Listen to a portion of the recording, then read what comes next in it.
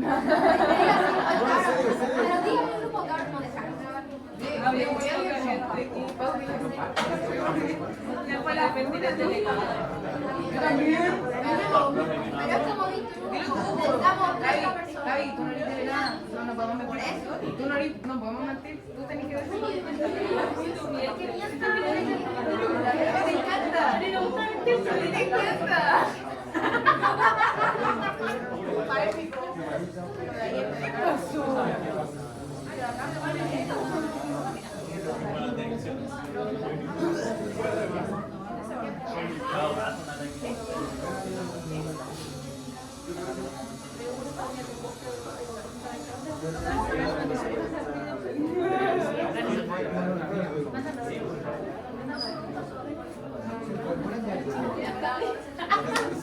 Ya.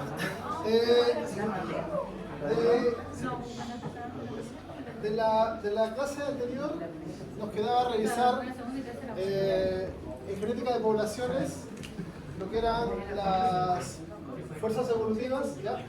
Recuerden que las poblaciones se mantenían estables, ¿ya? Se mantenían estables en sus frecuencias siempre y cuando no hubiesen fuerzas que las cambiasen.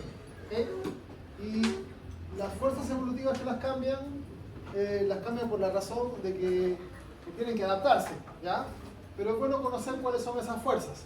Algunas ya las hemos estudiado, por ejemplo, mutaciones, ¿ya? Esta ya la estudiamos antes y algunas las hemos mencionado por ahí de pasada en algunos casos, pero estas 6 son las 6 principales fuerzas o procesos que alteran las poblaciones de una a la siguiente, de esas poblaciones, y que son relevantes, ¿ya? Las mutaciones cambian las poblaciones en el sentido de que introducen alelos nuevos. Eso es una cosa que es relevante, ¿ya? En el área de salud, por ejemplo, esto es de gran importancia porque cada vez se están produciendo nuevos patógenos, ¿ya? Que algunos pueden ser de alta peligrosidad, ¿ya? Sean bacterias, sean virus, etc. Pero las mutaciones siempre inducen novedades, ¿okay? Lo que sí, el impacto de las mutaciones en las poblaciones es lento. Todo depende del tamaño de la población. Por ejemplo, imagínense que yo tengo una población de 10 individuos y uno tiene una mutación que le favorece en algo. Esa mutación se va a dispersar rápido porque si le favorece tendrá más descendencia y son poquitos en las siguientes generaciones, un porcentaje grande de los descendientes podrán conservar la mutación, ¿ya? Pero si yo tengo un grupo, no sé, de 1 millón de individuos y uno tiene una mutación, por muy exitoso que sea reproductivamente hablando un individuo, nunca va a impactar tanto en la población, ¿ya? Entonces, en poblaciones grandes, las mutaciones hacen cambios lentos, ¿okay? Ya hemos conversado de mutaciones en otra clase. La segunda cosa que afecta a las poblaciones son las migraciones, ¿ya? Normalmente las poblaciones, cuando se establecen en un lugar definido por un periodo largo de tiempo, las poblaciones descendientes van siendo muy homogéneas. Si es que el ambiente no cambia, se estabilizan a ese ambiente, ¿ya? Pero siempre el hecho de que exista posibilidad de intercambio de individuos, ¿ya? Las migraciones son gente que llega o gente que se va,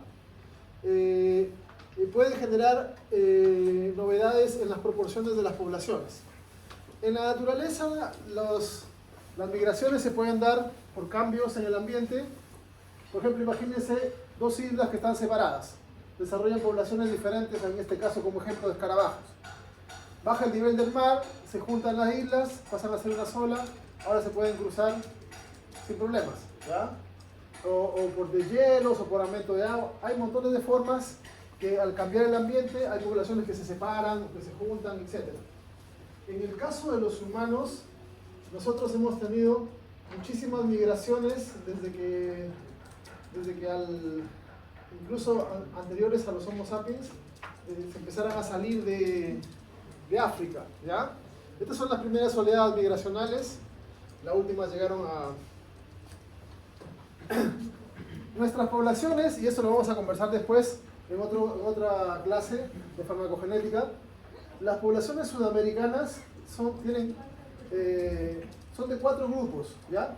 Hace unos entre 14.000 a 30.000 años llegaron los Homo sapiens a América, de poblaciones muy similares a las siberianas, y un grupito se vino para acá, ¿ya? Entonces, genómicamente nuestra diversidad es baja.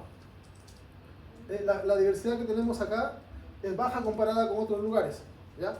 En África existe una altísima diversidad genómica. Conforme se alejan hay menos diversidad porque se separan grupitos, ¿ya? Y aquí, por ejemplo, en Sudamérica tenemos 4 grupos poblacionales, que son de la Amazonía, de los Andes, de las Pampas y del Chaco, más centrales. Y esto es importante porque, por ejemplo, después vamos a ver muchos de los medicamentos que se consumen acá en Sudamérica no son probados en Sudamérica, son probados en Asia o en África, ¿ya? Y como los genomas no son iguales, no siempre tiene el efecto que uno espera, ¿ya? Pero eso lo vamos a ver en otra clase. Pero es importante ese tema de la genética poblacional, ¿ya? Después, cuando el hombre empezó a viajar más, ¿ya? Hubo migraciones, por ejemplo, en las épocas de conquista de Europa, vinieron a América, vinieron a África, a Asia, ¿ya? Esas son migraciones grandes que hubo. Ahora estamos al revés. Ahora las migraciones son hacia Europa, desde otros lugares. Y eso mezcla poblaciones, ¿ya? Eso mezcla poblaciones. Entonces, las migraciones cambian poblaciones porque como los individuos se estabilizan en cierto ambiente y después al moverse aportan alelos nuevos, variantes nuevas, etc. La tercera cosa que afecta a las poblaciones es un fenómeno llamado deriva génica. Y esto podría indicárselo como el conjunto de azares que llevan a cuáles genes se heredan y cuáles no, ¿ya? En todo proceso biológico hay algo de azar, ¿okay? Por ejemplo, no sé, cuando se produce un coito, el semen que es eyaculado, la mitad se va para cada uno de las trompas de falopio. La mitad se van a perder, porque está equivocado el camino, ¿ya? Entonces, y eso es a veces al azar. El camino que puede tomar es aleatorio, ¿ya? El proceso de meiosis implica ordenamiento aleatorio de los cromosomas, y también eso es un proceso que tiene mucho azar, ¿ya? El a veces encontrarse con una pareja en el momento correcto, ¿ya?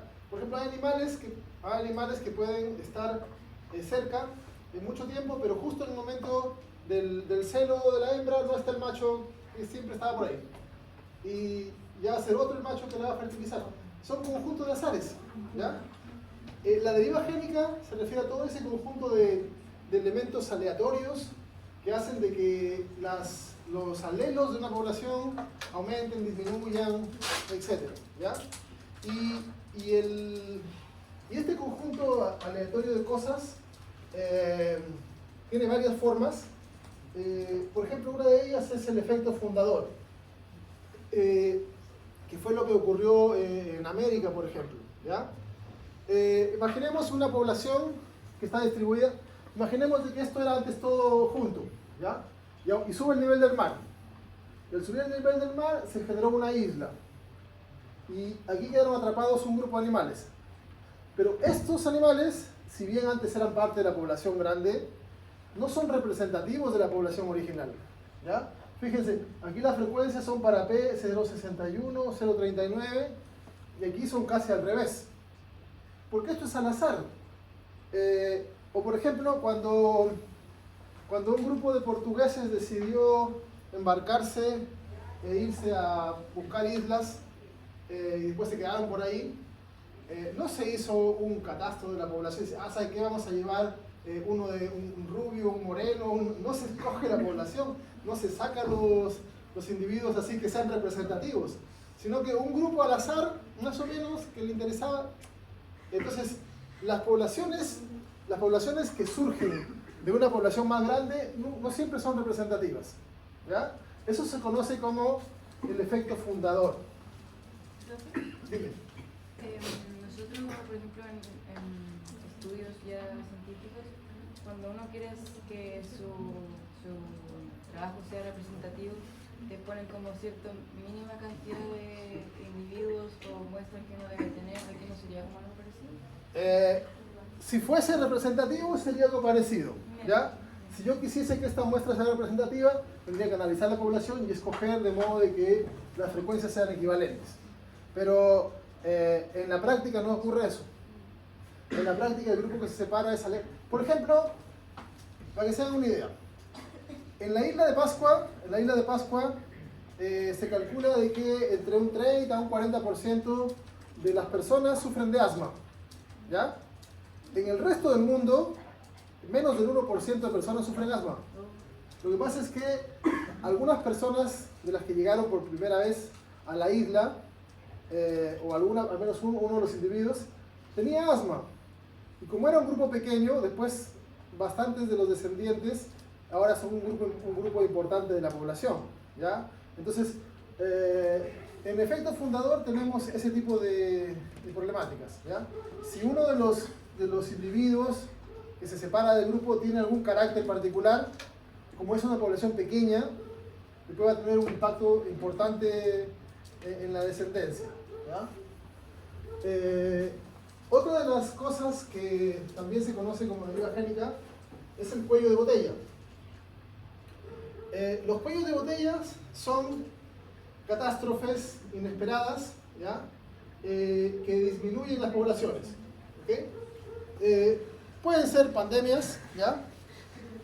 La última pandemia del COVID no se considera cuello de botella, porque no murió, no sé qué porcentaje de la población mundial murió, pero fue menos del 1%, si no me equivoco, ¿ya?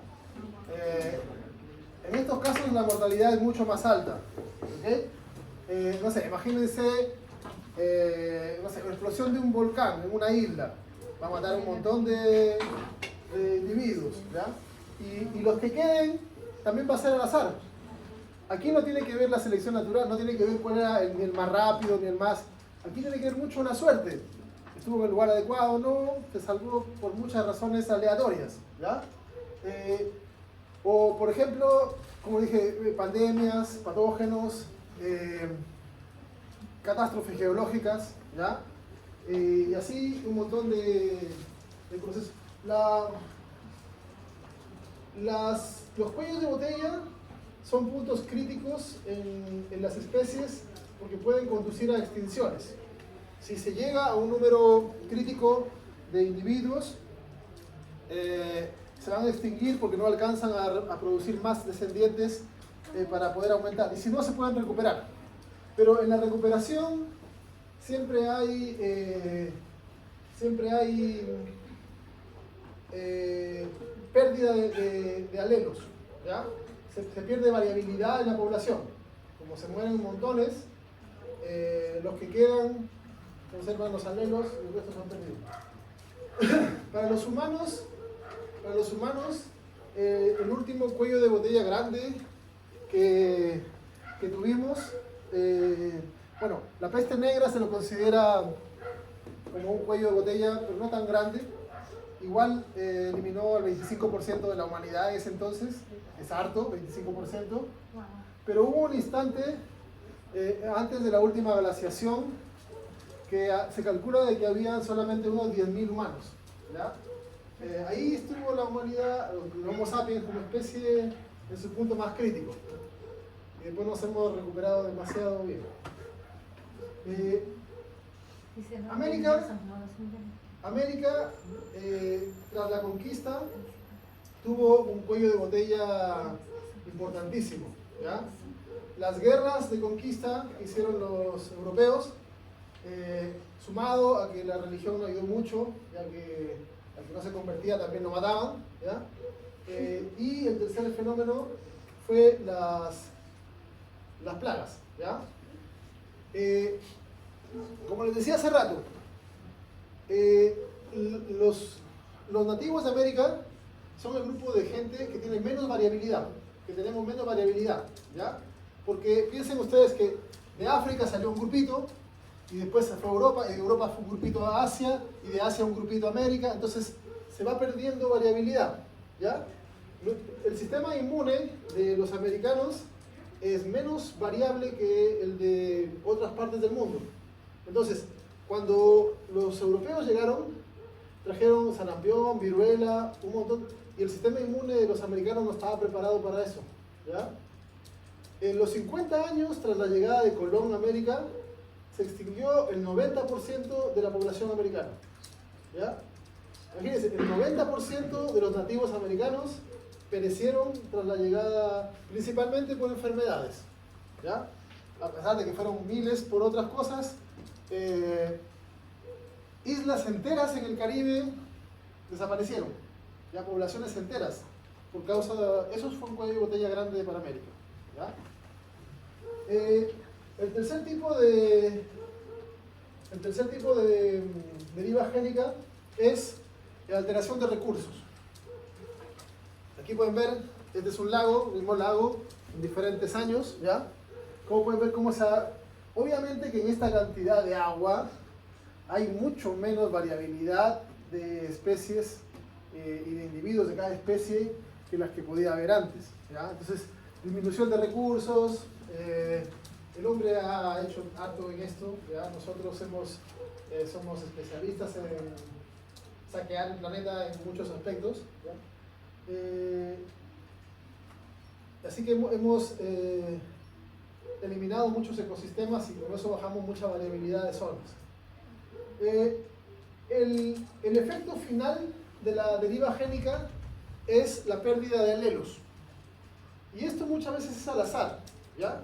Entonces, se han hecho, por ejemplo, ensayos donde se han empezado con poblaciones idénticas y se las ha dejado, esto en laboratorio, ¿ya? Se ha hecho con levaduras, con bacterias, etc.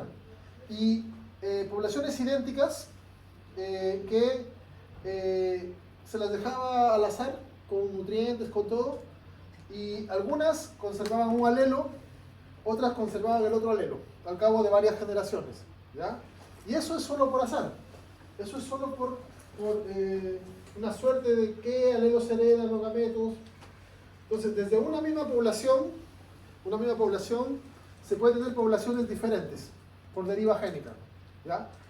Muchas veces todo esto implica desaparición de alelos, ¿ya? Eso desfavorece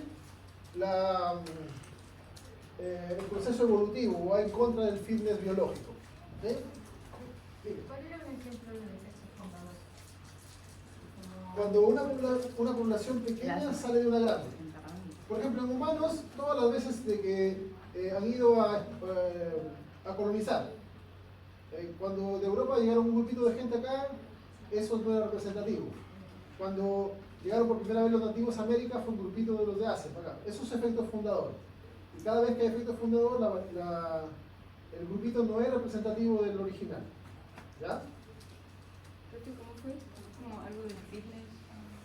Lo que pasa es que en las poblaciones, mientras más variabilidad, se supone que tiene mejor fitness. El fitness es la mejor capacidad de adaptación y mantención en el tiempo, como mejor capacidad evolutiva, por decirlo así. Pero si pierden... ¿Fitness tal como fitness? Fitness, sí, como suena. De hecho, el fitness de ahora se tomó de eso. Ah, ya, ¿Ya? ok. Porque es una forma de equilibrio. ¿Cuál es el significado original? ¿De fitness? Sí. Es la capacidad de mantenerse en el ambiente. Es como una medida. Es una medida de tu capacidad de sobrevivir y reproducirte en el ambiente. Biológicamente eso es fitness. Mejorar el fitness es adquirir capacidades para ser más exitoso en sobrevivir y en dejar descendencia. Después se lo tradujo ya Otra cosa. claro, a mejorar tú físicamente solamente. Claro. La otra cosa son la selección natural y los procesos que en sí impactan en la evolución de las especies, ¿ya? La selección es el fenómeno más común en el cual las especies van evolucionando. Implica de que los descendientes son diferentes, ¿ya? Y dentro de ellos hay algunos con mejores capacidades. Habrá algunos que sean más rápidos, algunos tendrán mejor olfato, otros tendrán mejor capacidad de defensa, más fuerza, qué sé yo. Y en unas condiciones son favorecidos unos, en otras condiciones otros. Y eso es lo que el ambiente va seleccionando, ¿ya? Por ejemplo, el caso típico de las jirafas, las que tenían cuellos más largos se veían más favorecidas por llegar a hojas, con mayor cantidad de hojas en los árboles, y así las que sobrevivían eran las que tenían cuellos más largos, ¿ya? Y así en cada generación iban, los que sobrevivían eran los que tenían mejor esa característica, ¿ya? En otros casos tiene que ver, por ejemplo, con carrera, con capacidad, si son depredadores, ¿ya? Y la selección no siempre es ni el más rápido, ni el más grande, ni el más fuerte, sino el que tiene mejor proporción muchas veces. En velocidad, por ejemplo, si tuviese patas demasiado largas, tendría una tendencia a romperse. Si tiene patas demasiado cortas, sería muy lento. Entonces ahí tiene que ser un evento intermedio, ¿ya? En otros casos tiene que ver con camuflaje. En la nieve, los animales que tienen pelajes blancos se ven favorecidos, pero en las zonas boscosas o terrosas tiene que ser otro tipo de pelaje si no destacan. Y así el ambiente va seleccionando, ¿ya? La selección natural tiene varios principios, en donde el primero es sobreproducción. Todas las especies normalmente producen más cantidad de crías de las que van a sobrevivir, ¿ya? Esas crías son diferentes, no son homogéneas, sino que tienen variabilidad entre ellas. Y eso genera una competencia entre los descendientes. Esa competencia conduce a una selección de cuáles sobreviven, cuáles no, cuáles dejan descendencia, cuáles no, y eso conduce a la adaptación, ¿ya? Entonces, los individuos que van sobreviviendo son los mejor adaptados, y en eso consiste esencialmente el proceso evolutivo, ¿ya? Es importante la sobreproducción. Siempre las especies tienen un porcentaje de las crías son las que sobreviven hasta la adultez. Generalmente son porcentajes pequeños, ¿ya? Los humanos hemos cambiado eso. En los humanos hasta la edad media 9 de cada 10 niños se morían antes de los 5 años, ¿ya? Ahora es creo que 1 o 2 de cada 100, ¿ya? Pero es que la evolución biológica ha sido sobrepasada por la evolución cultural que hemos tenido, ¿ya? Antibióticos, vacunas y un montón de otras cosas.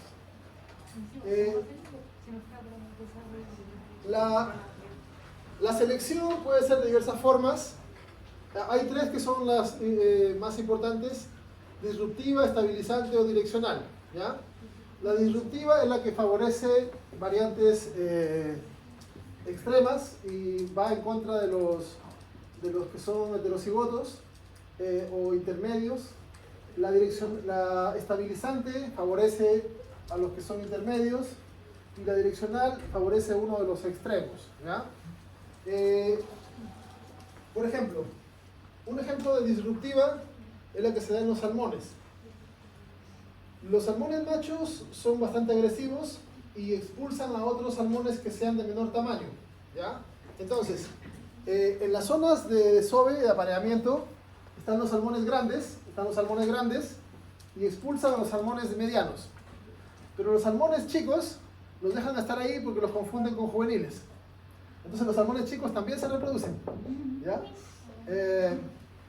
como una ventaja. Y los que van en contra son, entonces, salen salmones o grandes o pequeños. Se ven favorecidos esos dos. ¿Ya? Este es un ejemplo de selección direccional, pero es artificial, sí, porque el humano lo ha hecho.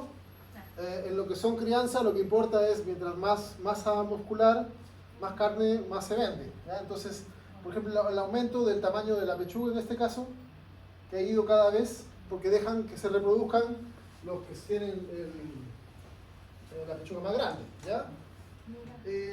Estabilizante, en el caso de los humanos, ¿ya? Hay bebés que han nacido de 300 gramos y creo que el récord hacia arriba son un poco más de 8 kilos. ¿Ya? Pero ambos extremos son peligrosos y el riesgo de morirse es altísimo. ¿Ya? Y cada vez se ha ido estrechando la media en, bueno, acá está en libras, pero 3,5 kilos es el promedio actual. ¿Ya? Y eso está cada vez más favorecido. Es raro que haya más de 4, menos de 2, cada vez se estrecha más. ¿Ya? Esas son diferentes formas de selección. Otra cosa que también afecta las poblaciones es la falta de panmixia. Para que las poblaciones sean equilibradas, generación tras generación, tiene que darse la panmixia. Y la panmixia es el apareamiento aleatorio. ¿Ya? La panmixia es sumamente rara, casi nunca se da. ¿Ya? Generalmente hay algún tipo de sistema de apareamiento, que puede ser endogamia, homogamia, cosas así. ¿Ya? En la panmixia, las poblaciones que más se acercan a panmixia completa son las moscas y las tortugas. ¿Ya? Una mosca eclosiona, sale del huevo y en minutos está lista para aparearse y generalmente se aparea con el primero que encuentra. ¿Ya? Así es casi al azar. ¿Ya? Casi, es raro de que escojan. ¿No se diferencia el macho de la hembra visiblemente? O sea, tiene que ser del otro sexo para aparearse. No, sí, pero me refiero como con el pavo real, él llama a la hembra con esto. Sí, sí hay diferenciación. Por ejemplo, sobre todo el abdomen de las hembras suele ser más ancho y el abdomen de los machos suele ser más oscuro. Pero en algunas especies es más vistoso que en otras son muy parecidas. ¿Ya? No siempre hay una diferenciación marcada. Las otras especies que también tienen normalmente algo parecido a panmixia son las tortugas. ¿Ya? Pero es que también la tortuga hembra está unas horas al año receptiva. ¿Ya? Entonces, si no le gusta el macho que encontró hasta que encuentre otro con lo rápidas que son, va a estar difícil. Entonces, así que normalmente también se encuentra, salvo que se encuentren justo dos machos y ahí pelean, pero lo normal es que como son lentos y hay poca frecuencia de encuentros, si se encuentran y estén celos, se apareen así nada más. ¿Ya? Es panmixia y es raro. ¿Ya? Muy pocas especies se acercan a lo que es panmixia en sí.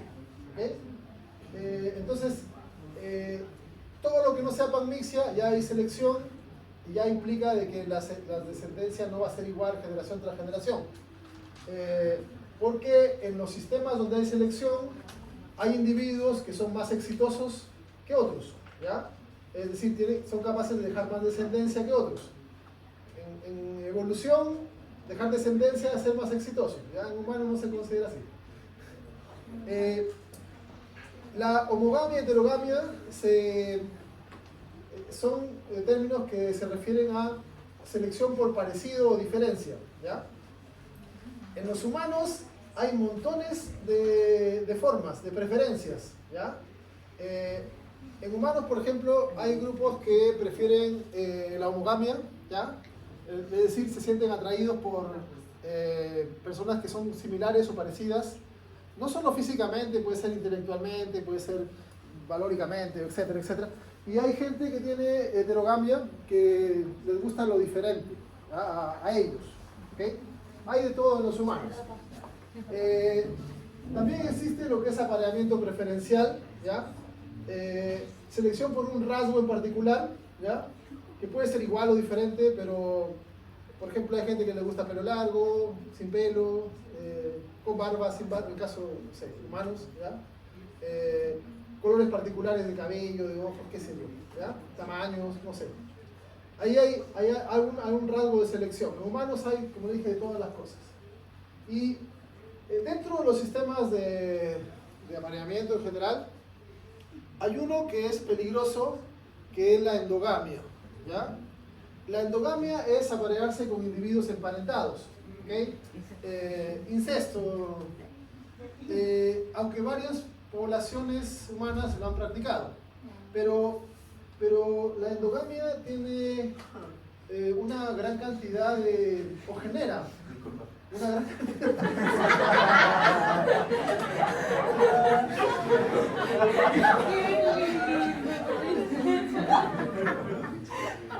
La endogamia genera una gran cantidad de problemas, ¿ya? Porque en las poblaciones a veces hay alelos que son peligrosos, pero que son recesivos. Entonces, si un individuo tiene un alelo normal que funciona bien y el otro que no funciona bien, da lo mismo. Pero cuando se empiezan a aparear entre parecidos, la tendencia a que surjan homocigotos recesivos deleterios, ahí empieza a hacerse más alta, ¿ya? Hay un término que se conoce como depresión por endogamia. Piensen en esto. El sistema inmune, mientras más diverso sea, mejor responde. Mientras más homogéneo sea, menos capacidad de respuesta tiene, ¿ya? Entonces, eso genera de que en general las personas o individuos de cualquier especie que sean de origen endogámico tengan menor respuesta inmune, ¿ya? También tienen menor tasa de crecimiento, menor fertilidad, mayor mortalidad infantil, entre otras cosas, ¿ya? Una cosa curiosa que también aumenta la asimetría, ¿ya? En general, lo simétrico está asociado con un rasgo, con una mejor carga genética, en términos generales, ¿ya? Normalmente, en asociación, lo que es percepción, por ejemplo, de belleza, las personas más simétricas suelen ser puntuadas más alto, como más bonitas, ¿ya? Más simétricas. Y estas personas tienen más asimetría, ¿okay? Hay una cosa que sí sirve de la endogamia, pero solo en poblaciones pequeñas, ¿ya? Que puede purgar alelos deleterios. O sea, como en poblaciones pequeñas, si surge un individuo con alelos deleterios, suele morirse. Entonces suelen ir desapareciendo esos alelos y en la población ya van desapareciendo, ¿ya? Dos grupos de animales que son endogámicos son los guepardos y los lobos marinos. Pero no es porque una decisión, sino que hace poco más de 10.000 años en los guepardos hubo un cuello de botella gigante, ¿ya? Y se dice que quedaron menos de 20 parejas. Entonces, de ahí todos los guepardos vienen de esas parejas. Entonces son todos muy, muy estrechamente emparentados, ¿ya? Por eso se ven todos igualitos en general, ¿ya? Si ustedes se han fijado, por ejemplo, en los leones, hay más grandes, más chicos, melena más larga, melena roja, melena negra, melena amarilla. Hay diferencias, ¿ya? Estos son mucho más homogéneos. Y en lobos marinos también hubo un cuello de botella parecido, no me acuerdo hace cuánto. Entonces son muy homogéneas estas poblaciones. En humanos han habido varias sociedades que han practicado la endogamia. Esto sobre todo ha sido por un tema cultural para conservar patrimonio en términos genéricos, ¿ya? La realeza, no sé, desde los egipcios, los mismos incas, ¿ya? Mayas, montones de culturas se casaban entre parientes por un tema de conservación de poder, o por un tema de costumbres. Por ejemplo, los judíos, los amis son grupos cerrados, y también de manera normal son grupos que presentan marcadores genéticos para enfermedades que son poco frecuentes, ¿ya? Hay enfermedades que son clásicas de los Amish, enfermedades que son clásicas de los judíos o de algunos grupos así. En la India también hay otros grupos, brahmanes y otros más, que como se han mantenido estrechamente emparentados, se conservan en esas poblaciones alelos que son peligrosos, ¿ya? Eso ha generado en la humanidad. La última cosa que también altera las poblaciones es la introgresión. Esto ya lo hemos conversado en otra clase, si no me acuerdo mal, en donde dos especies hibridan y normalmente cuando dos especies hibridan la descendencia es estéril, ¿ya? Entonces se mueren y hasta ahí llegó el experimento. Pero en muchos casos puede ser que los descendientes sí sean capaces de ser fértiles y volver a tener descendencia con alguna de las dos especies. Y allí estamos pasando genes de una especie a otra especie, ¿ya? Los perros con los lobos se han hibridado bastante, ¿ya?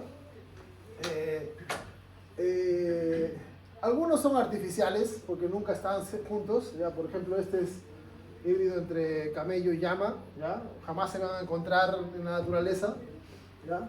O por ejemplo, este es un leopón, parece que era este, no me acuerdo, ¿ya? Entre leopardo y... no está el libro por acá, pero también es un híbrido, ¿ya? O el loro, este de acá sí se encuentra en la naturaleza, ¿ya?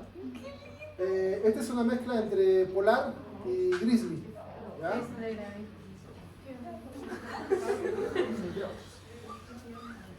Ya, eso sería lo que es genética de población, ¿ya?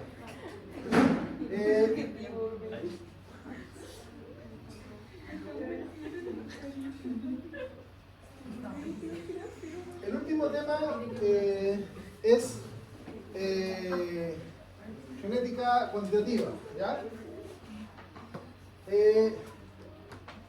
Esa imagen que está ahí es la imagen del caballo más rápido que ha existido, ¿ya? Hay hasta películas de esto, no sé si la has visto, ¿ya?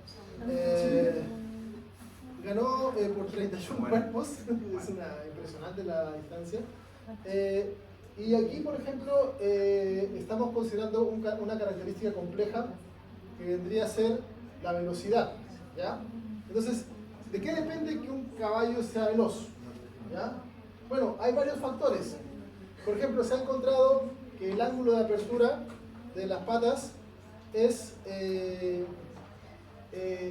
uno de los indicadores de velocidad, ¿ya? El que está acá es secretario, este que está acá, ¿ya? El caballo más veloz que ha existido, 110.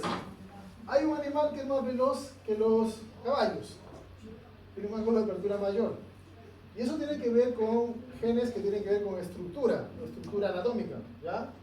En humanos también se ha encontrado eso, y ahora, por ejemplo, en Chile no, ni en Sudamérica, pero en los países que son élite de esto, a los niños les hacen pruebas para saber qué tanto futuro tienen cosas como esta, ¿ya? Usain Bolt, que tenía la apertura más alta de ángulo de carrera, ¿ya? Pero este es un factor. Otro factor que, por ejemplo, también se sabe de que condiciona es la apertura de la pata, ¿ya? Si es, por ejemplo, si es demasiado ancha, va a ser más lento. Si es demasiado angosta, también va a ser que se hunda y tampoco no va a ser una buena capacidad. Entonces, es otra cosa. La estructura ósea, la capacidad aeróbica, ¿ya? El corazón de secretaria era como 3 veces más grande que el corazón normal de un caballo, ¿ya? Todas esas cosas sumaron a la velocidad. Entonces, son factores anatómicos, fisiológicos, morfológicos, bioquímicos. Hay un montón de genes involucrados en una característica, pero es una característica compleja, que es la velocidad, ¿ya? Entonces, a los científicos les interesaba saber cómo analizar la herencia cuando están involucrados muchos factores, ¿ya? Y como toda la genética, todo deriva de Mendel, ¿ya? Claro que simplificado, ¿ya? Entonces, cuando hablamos de Mendel, esto es Mendel, ¿ya? Tengo dos variantes, verde, amarillo, las F1 salen todas de un color, y después sale la proporción 3:1, ¿ok? Si yo tengo en herencia poligénica, ya no tengo dominancia, sino que tengo varios genes sumativos. Uno de los primeros experimentos de genética cuantitativa se hizo con variedades de trigo. ¿Ya? El trigo tiene diferentes colores y lo que este grupo hizo fue lo siguiente. Tomaron una variedad roja, muy roja, no me acuerdo cuál era, y una blanca, ¿ya? Y roja por blanca y lo que les dio fue rosado. Con lo que saben hasta ahora, ¿qué clase de herencia podría ser? Si es rojo, blanco, rosado, ¿qué clase de relación tendrían los genes si solo fuese eso?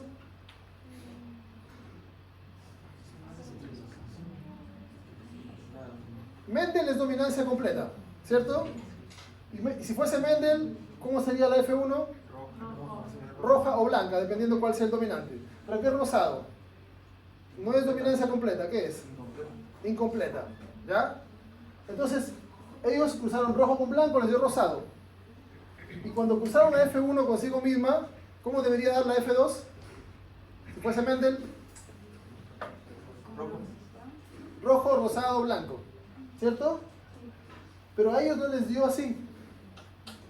Les dio rojo, algunos rojos, les dio algunos blancos, y les dio 7 clases de color.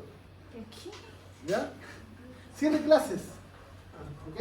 Entonces no calzaba con Mendel. Esto no calzaba. ¿Ya? Porque los parentales eran rojo o blanco, la F1 era rosado, hasta ahí todo bien. En la F2 se esperaría 3 variantes. Rojo, rosado y blanco. Pero les dio 7 colores diferentes. ¿Ya?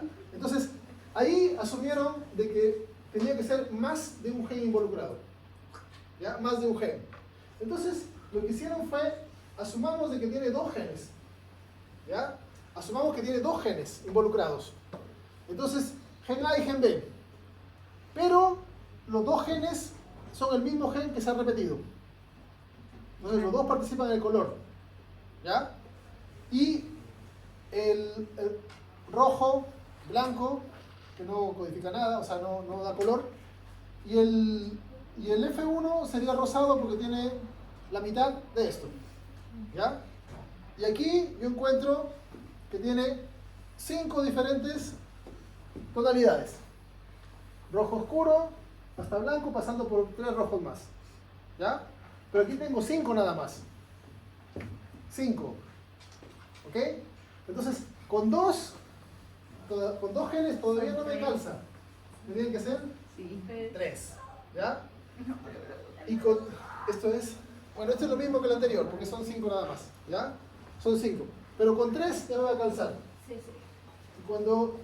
Y cuando se hace el supuesto con 3, yo asumo de que el gen A y el gen B y el gen C son el mismo gen, que se ha duplicado. Son genes para pigmentación. ¿Ya? Entonces, cuando hago la tablita, yo ahí encuentro las 7 variedades. ¿Ya? Asumiendo lo siguiente. Asumimos que A, B y C son genes de lo mismo, son genes copiados. ¿Ya? Entonces, las mayúsculas van a ser proteínas que aportan a color y las minúsculas son proteínas que no aportan a color. ¿Ya? Si yo tengo un individuo que es rojo, tiene 6 alelos que aportan en color. Aquí ninguno aporta en color. ¿Se entiende la idea? ¿Sí? Cuando hago el heterocigoto, tengo 3. 3 que aportan a color y 3 que no aportan nada. Y cuando yo hago el cruzamiento completo, voy a tener todas las posibilidades. Algunos individuos tendrán los 6 y serán el rojo más oscuro. Algunos tendrán 5. Algunos tendrán 4, 3, 2, 1 o ninguno que aporta color. Ninguno aporta color. Y ahí están las 7 clases de color. ¿Ah? ¿Pero se entiende? Sí. ¿Ya? Ahora, en este caso, no importa cuál de los 3 sea el que aporta o no aporta. Lo que importa es la cantidad. Por ejemplo, fíjense, A mayúscula, B mayúscula, C minúscula es igual en color que el que tiene A mayúscula, C mayúscula y la B. Lo que importa es que tiene 5 porque son 3 y 3. ¿Ya? Estos 3 más estos 3. Aquí en este 6, los 6 aportan color. Aquí aportan estos 3 más estos 2, 5. Aquí estos 3 más estos 2 más estos 2. Pero estos son iguales porque aportan, 5 de los 6 aportan. No importa cuál. ¿Se entiende la idea? ¿Ya? Porque estamos asumiendo de que los genes son iguales. ¿Ok? Entonces, con esto pudieron explicar variantes así. ¿Ya? Esto es la base de la genética cuantitativa. Después se complica, porque no todos los genes son iguales. Porque unos aportan en una cosa, otros en otra cosa, etc. Pero la base de la genética cuantitativa se basa en asumir lo siguiente. Partiendo siempre de lo mismo que Mendel encontró. ¿Ya? Cuando tenemos un gen involucrado, tendríamos una variante de la genética mendeliana que sería dominancia incompleta.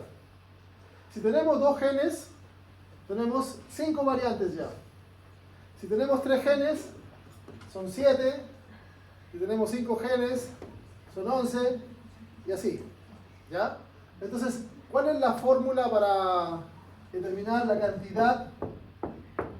cantidad de fenotipos dependiendo de los genes?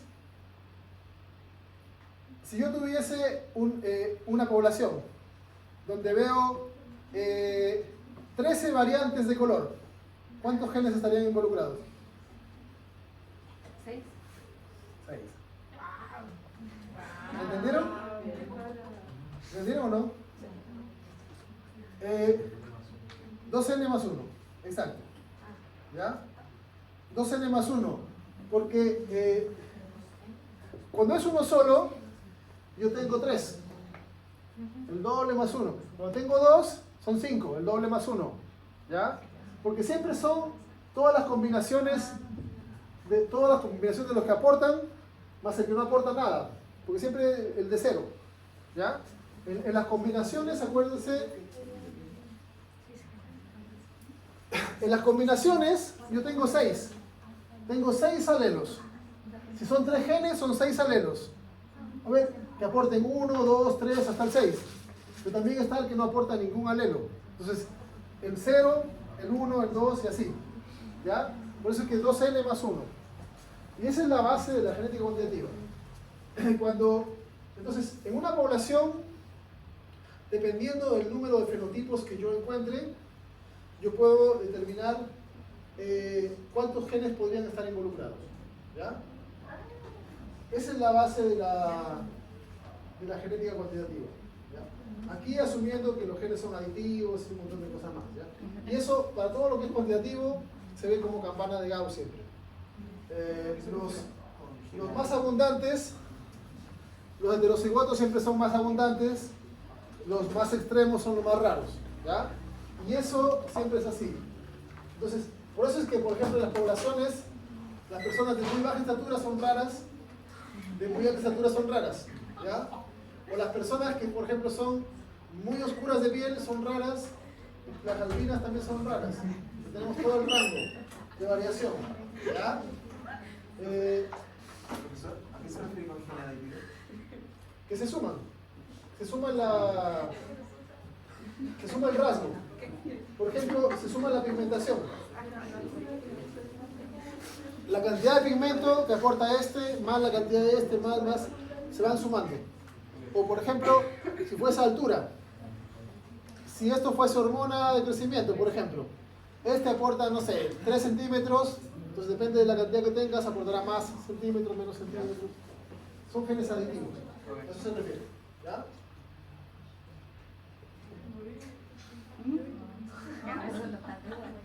Esos son algunos casos extremos de humanos.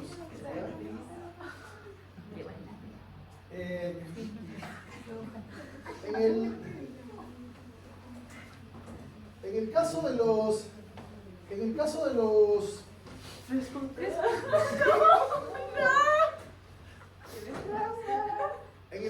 las enfermedades, se considera, por ejemplo, aquí hay puntos de corte, ¿ya?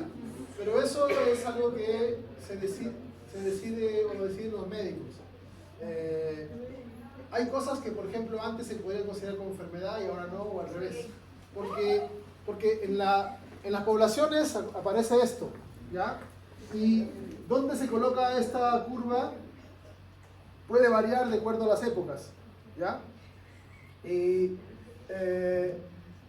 en la práctica, si la diferencia fenotípica genera un problema de vida, se suele considerar enfermedad, ¿ya? Y si no, solamente una condición.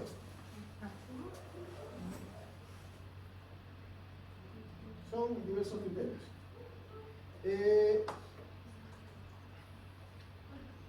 Además de estos genes cuantitativos, también esta genética integra lo que es el tema del ambiente, ¿ya? El ambiente es importante en múltiples aspectos y a veces condiciona la expresión mayor o menor de genes. Por ejemplo, estos gatos que se llaman siameses, ¿ya? Que vienen de Siam, de China, mucha gente los compra porque este es lo que se considera bonito, ¿ya?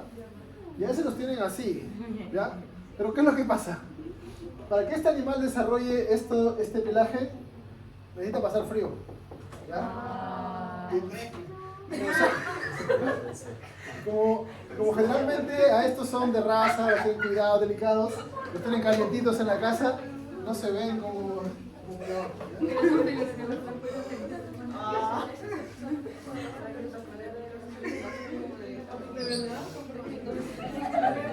sí, todo el pelaje es parecido, sí, por eso. Pero hay una raza específica que no es la misma que la otra. De repente por ahí se cruzó alguien.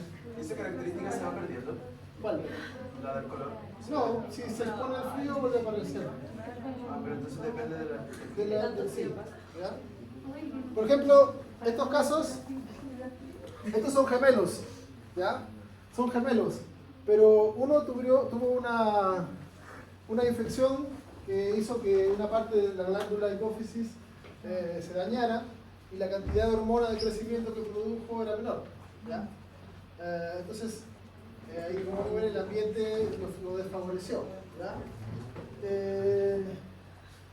En los humanos tenemos 3 genes de pigmentación de piel, por ejemplo, ¿ya? Si uno ve las poblaciones, uno puede considerar de que hay más de 7 variantes de tono de piel, pero hay que considerar de que este gen es un gen que responde a la luz solar, ¿ya? Entonces, uno mismo tiene un tono diferente de piel en verano que en invierno, ¿ya? Porque es influido por el sol, pero esos son algunos ejemplos, ¿ya? Otra cosa más que hay que considerar es que lo que he pasado hasta ahora sería como la genética cuantitativa ideal, donde todos los genes aportan lo mismo, pero en la práctica no es así, sino que existen lo que se conocen como genes mayores y genes menores. Por ejemplo, en el tema de la estatura que una persona puede alcanzar, ¿ya? Los genes mayores son la hormona de crecimiento, el receptor de la hormona de crecimiento, y hay otro factor más que también tiene que ver con división celular. Y hay un montón de factores menores, ¿ya?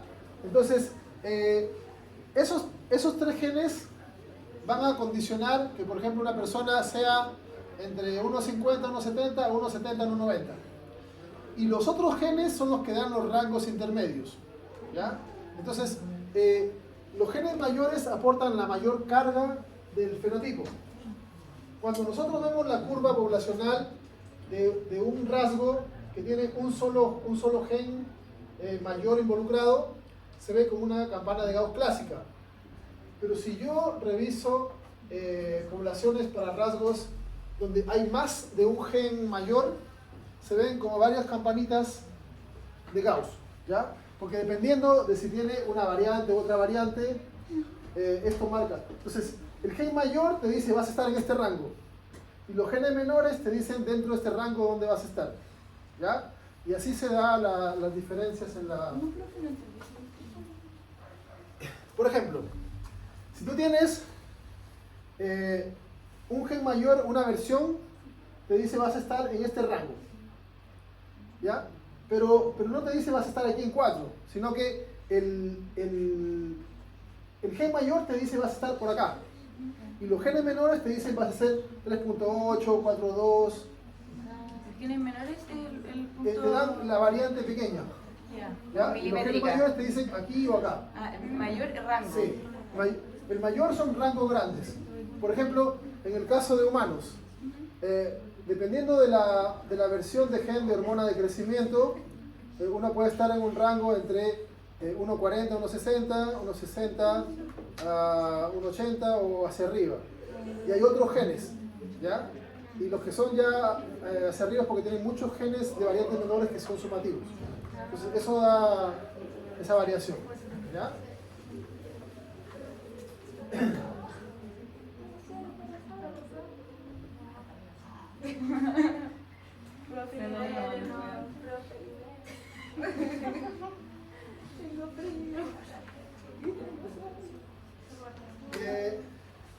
Una de las cosas que también es relevante acá es un fenómeno llamado plasticidad fenotípica.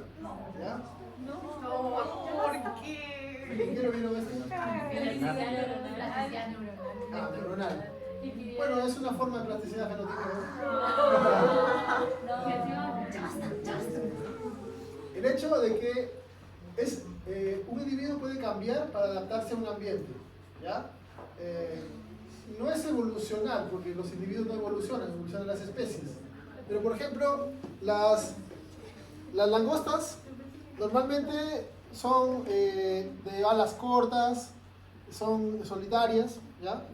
Pero a veces hay momentos en que les da la locura y se juntan en grupos grandes, ¿ya? Y las alas se les hacen grandes, más resistencia, se ponen voraces, ¿ya? Y ahí es donde se generan las plagas, cambios, ¿ya? O por ejemplo, los leones de los zoológicos suelen tener melenas mucho más cortitas. ¿Por qué razón? Porque en la naturaleza la melena le sirve como defensa en la pelea, ¿ya? Es pelea contra los machos, entonces ahí se genera una diferencia.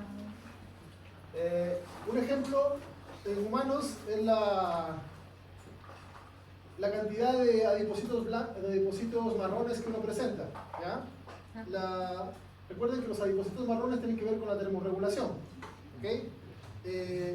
Una persona delgada, expuesta permanentemente al frío, tiene gran cantidad de adipocitos marrones, ¿ya? La misma persona, pero no expuesta al frío, tiene mucho menos cantidad, ¿ya? Las personas que están con sobrepeso no tienen la misma cantidad porque la misma grasa es un aislante térmico, ¿ok? La plasticidad a veces es en respuesta al ambiente o a veces simplemente variable, ¿ya? Por ejemplo, el largo de cabello. No es un fenómeno que sea respuesta al ambiente en sí, ¿ya? El cabello crece, por lo menos en los humanos, en algunos animales sí tiene que ver con el clima, pero en los humanos no hay mucha diferencia de crecimiento y no hay una respuesta específica aparte que se lo cortan como quieren, entonces no hay una variación que sea respuesta al ambiente, ¿ya? Pero por ejemplo, sí hay una respuesta al ambiente en el tema de el consumo de nutrientes, ¿ok? Si tú a dos individuos le das a un individuo le das más nutrientes, obviamente que va a subir de peso, ¿ya?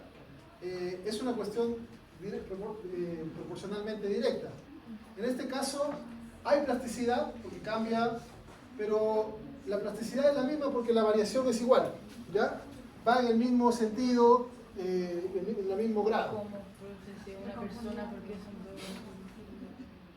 No, lo que pasa es que estamos considerando dos individuos. Ah, pero sí. Por ejemplo, no.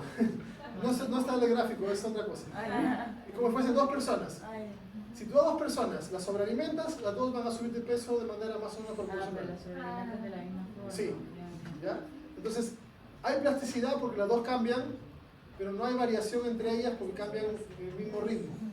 ¿Ya? Claro. Por ejemplo, en este caso hay plasticidad con variación en el crecimiento. Si tú En África hay mucha variación de humanos, ¿ya? Están los pigmeos, 1,40 m máximo, y también están los masái, promedio 1,95 de la población, ¿ya? Son adultos. Sí, estos son adultos, todos, ¿ya? Estos son pigmeos, son tribus de pigmeo en África. Si tú a los dos le das condiciones de crecimiento favorables, los dos van a crecer, pero su variación es mayor que esta, ¿ya? No va a alcanzar el mismo grado de variación. Y en algunos casos puede ser una variación inversa, ¿ya? Por ejemplo, en la pigmentación con el desarrollo de problemas epiteliales, ¿ya? Mientras más cantidad de pigmento tengas, menos problemas a la piel vas a tener. Entonces es inversamente proporcional la variación, ¿ya? Pero todo eso es plasticidad, ¿ya? La plasticidad no es gratis, hay un costo. Cambiar tiene un costo energético, ¿ya? Por ejemplo, desarrollar estructuras, responder al ambiente, todo eso tiene un costo importante y aparte de eso también hay un límite, ¿ya? Por ejemplo, cuando llega el invierno muchos animales cambian de pelaje, ¿ya? Si no lo hacen suficientemente rápido, les va a ir peor, puede que fracasen en ese proceso. Hay un límite temporal, ¿ya? O por ejemplo, si un animal sensa mal el ambiente y cambia de pelaje antes de lo que debería, también se convierte en blanco de depredadores y cosas así. Entonces, no todo es tan... claro, no siempre se tiene capacidades exactas para hacer toda esta variación. Todo esto de acá lo estudia la genética multiativa, ¿ya?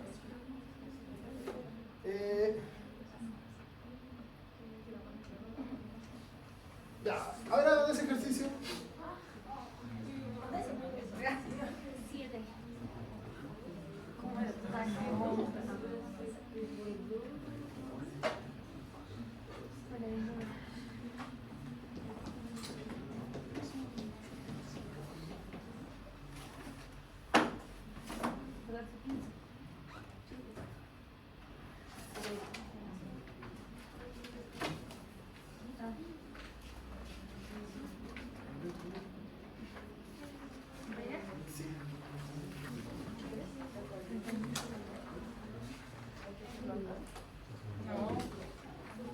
Responde como si fuera el 2 de noviembre.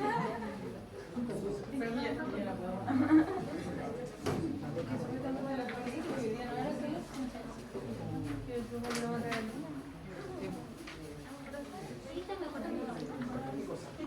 No, lo van a hacer en grupo.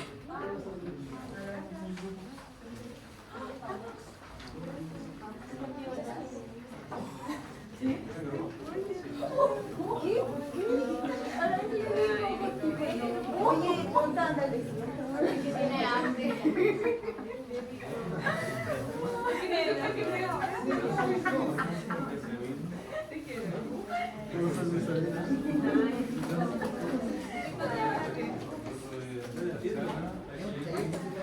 Profe, ¿puedo dejar?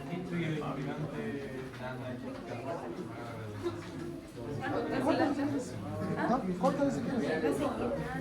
Solo explicar eso.